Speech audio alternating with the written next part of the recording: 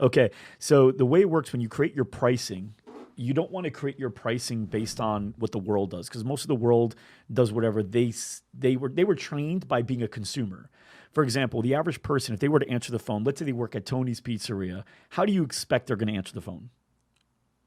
Tony's Pizza, this is Tony speaking. How can I help you? You're probably right.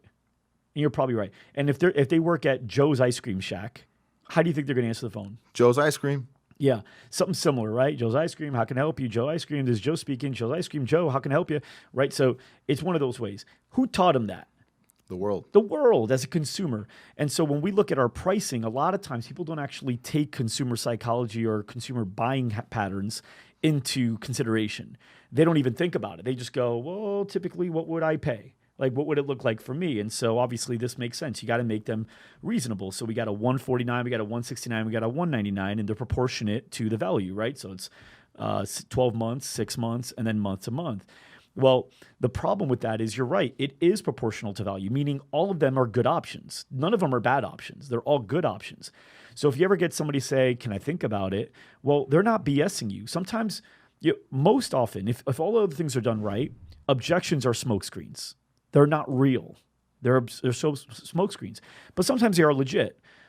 When you create an option or a set of options that all make sense, they're all good options.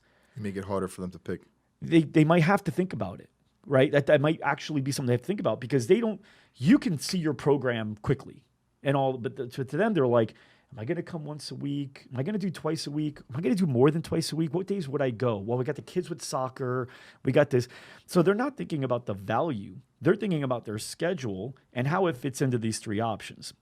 What you want to do is squash all that, and you want them to really just think about the value. So if you were to, let's say, go, hey, look, we've got three different options. We've got a month-to-month option. We've got the now, you shouldn't say anything, by the way. You should just flip the paper. By the way, that's important. I don't believe in walking people through things, because they're not listening anyway.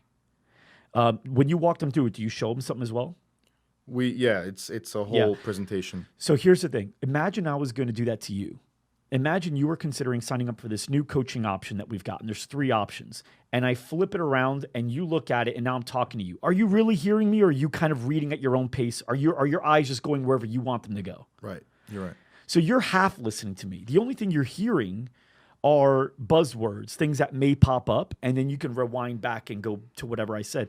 But I'm not priority. Your eyes are priority. So they're going anyway. Now, if you're reading and I'm talking at the same time, you got two sets of information coming in, even more hard to think about it. Because now it's hard.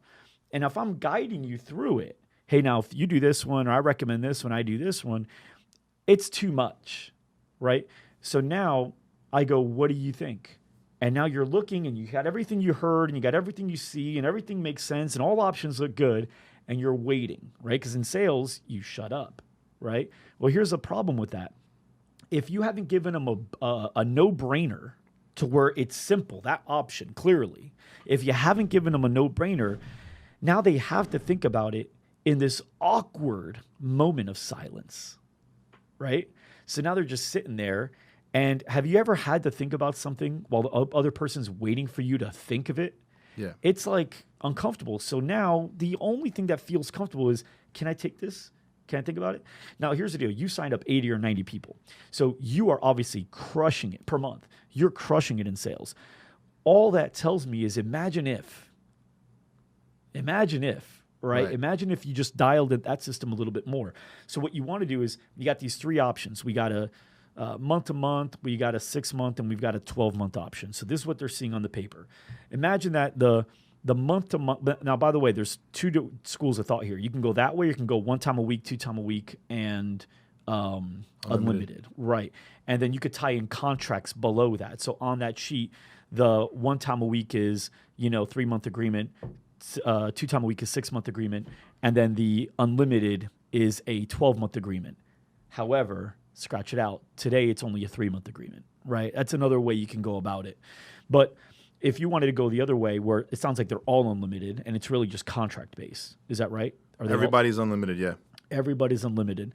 So if everybody's unlimited, it's really just contract-based, then you would say, okay, This one here, the month to month, it's, let's say you want to sell everyone at the 199 or 149 is what you want to sell, right? In the past, that's what I was trying to sell. Yes. So the month to month is 299. You could say like that. The 6 month option is 209, and the month to month option is 199. Scratch out today, $50 off your membership, and the enrollment fee is $100 off. Right. Right. So now you're giving them both. Now they're seeing both. And what happened is you made this a no-brainer because you have so many things here. Another thing to do to make it a no-brainer is, you know how when you have on the left all the things you get? So it's unlimited classes, body fat testing, Value measurements, value stacking, right? So you got all these. This one, the month-to-month, has like one check mark, right? The unlimited. The 6 month has like 2. You get that and a body fat test once a year or twice a year. The unlimited, check mark, check mark, check mark, check mark, check mark, check mark. Like, it just draws to you, and they're red, and the check marks are green, right? And so now you got all these check marks, plus you've got that the enrollment fee is off, and then you got the monthly is discounted. So all these things are discounted, and all these check marks. Person looks at all you say is, you don't say which one do you want. You don't say what do you think. You ask them a different question that still draws an answer. Which one of these stands out to you the most? That's the question. So, Nate, which one of these stands out to you the most? Obviously, the one that has. One. Yeah, that's honestly our most popular one. That's the one all these guys are doing too. Sounds good. Welcome to Hooked. And then you turn around. I'm going to go get your care package, and I've got some cool surprises for you, so I'll be right back. Right? And then you get them going from there. So the trick is, how do you get it so that it's a no-brainer? Because if it's a no-brainer, the I need to think about it shouldn't come up. Unless it is now truly a smokescreen because they didn't like your class.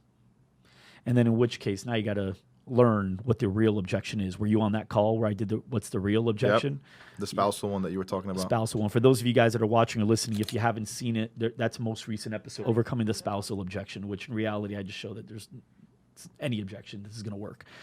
Cool. So now, is that helpful? I know we're probably going to go in the other room after, and we're going to talk more about it. Yeah. So I actually, it's exactly what I wanted to do moving forward. Okay. I remember even your value stack video, free gloves at 6 months, second free pair of gloves, and all that stuff. So I wanted to figure all that out. Yeah. So we'll do that together later after the show.